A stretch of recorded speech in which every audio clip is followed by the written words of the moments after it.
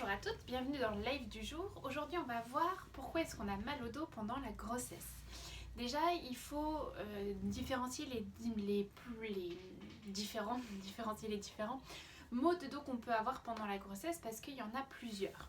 Il y a, si on va de bas en haut, la douleur qui est ici au niveau de la symphyse pubienne qui fait mal souvent lorsque l'on écarte les jambes, quand on s'installe dans le lit, quand on est en position assise.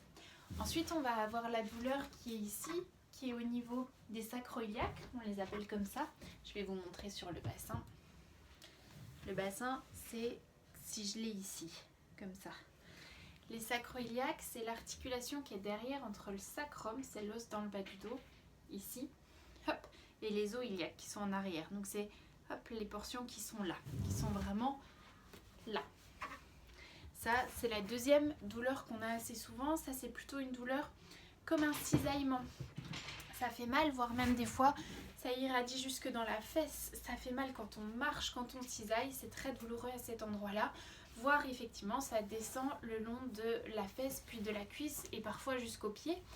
Soit parce que l'articulation en elle-même est bloquée, soit parce que le muscle, si je vous remonte sur mon bassin, hop, donc toujours l'os là qui est là, le muscle qui est ici, donc juste à cet endroit-là, va se contracter de façon réflexe parce que l'articulation ne bouge pas ou parce qu'on a été dans une mauvaise posture ou à cause du poids du bébé sur le bas du ventre. Et donc en se contractant, il va bloquer le nerf sciatique et ça fait des douleurs comme une sciatique. Ça irradie dans la jambe et voire même dans le mollet et dans le pied, comme une douleur sciatique. Ensuite, on a les douleurs de côte qui sont là. Des douleurs, on a l'impression qu'on ne peut pas respirer, ça vient irradier tout le long là jusque derrière, ça fait mal là, ça fait mal quand on respire, ça fait mal quand on se penche. Ça, c'est notre diaphragme. Et puis pour finir, on a les douleurs de cou et des épaules, donc les douleurs qui sont plutôt ici ou alors qui sont au niveau de l'antre-omoplate là dans le haut du dos. Et ça, c'est plutôt des douleurs de posture. Alors, on va voir chaque douleur, le pourquoi du comment. On va commencer avec la symphyse qui est ici. Donc, la symphyse, c'est l'os, si je vous montre de très près, qui est vraiment, là, on en a deux parties, une à droite, une à gauche, reliées au milieu par du cartilage.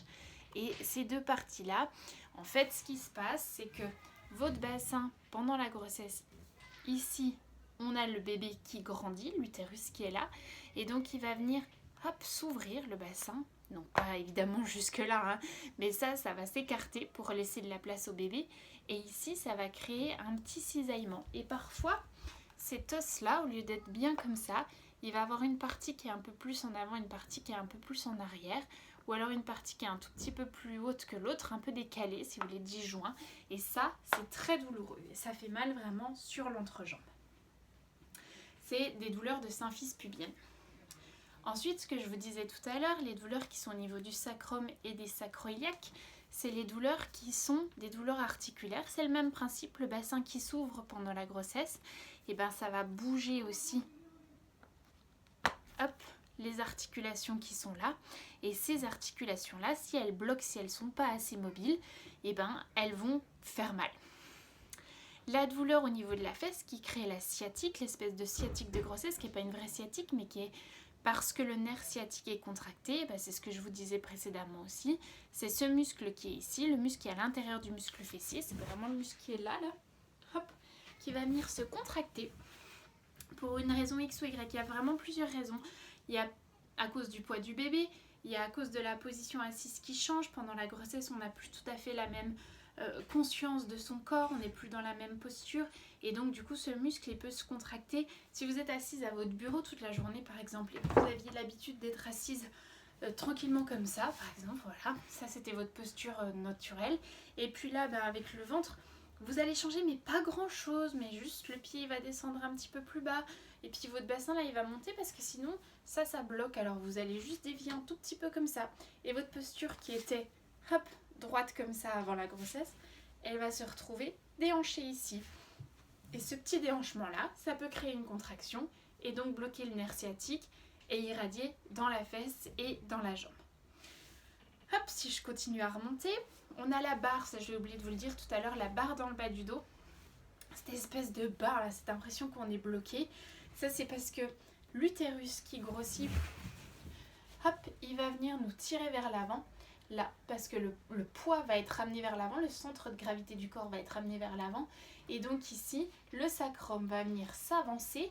Hop, et là on va avoir la courbure qui est là qui va s'augmenter. Et ça c'est pareil, on n'est pas habitué, c'est pas une morphologie, une position qui est normale, c'est vraiment parce que le poids est tiré vers l'avant et donc ça là, derrière, ça fait mal. Ensuite on a les douleurs de côte, les douleurs de diaphragme. Votre diaphragme c'est le muscle qui est sous les côtes qui vous permet d'inspirer et de souffler. Voilà, il nous fait vraiment faire la même chose. Quand il inspire, il descend. Quand il souffle, il remonte. Et il prend de la place, ce diaphragme. Vraiment, c'est un piston qui prend beaucoup de place.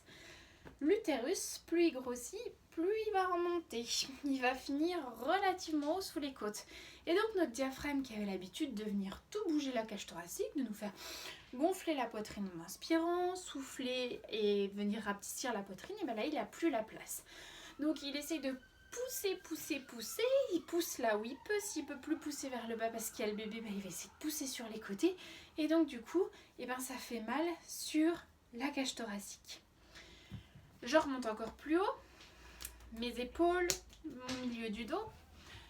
Encore une fois, problème de posture, non seulement le ventre grossit pendant la grossesse et donc le ventre est tiré vers l'avant, mais la poitrine aussi. Et donc, on va avoir tendance à être pendant la grossesse comme ça, parce que le poitrine tire, le ventre tire, on n'est pas bien, et puis comme ça fait mal sur la poitrine, et en plus on est arrondi ici.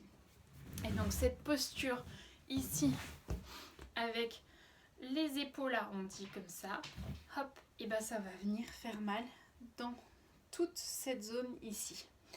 Donc voilà, ça c'est les grandes douleurs qu'on peut avoir pendant la grossesse au niveau du dos, au niveau de la colonne vertébrale en allant du bassin jusqu'à la nuque. Jeudi prochain, on voit ensemble ce qu'on peut faire par rapport à ces douleurs-là, parce que c'est bien beau de savoir ce qu'on a comme douleur et à quoi c'est dû, mais c'est très intéressant de voir ce qu'on peut faire. Donc je vous donnerai les exercices qui vont vous permettre de soulager un petit peu tout ça. Prévoyez votre ballon, on va faire des exercices avec le ballon jeudi. Je vous souhaite une super journée et puis on se retrouve jeudi pour résoudre ces problèmes de dos. À jeudi, ciao ciao.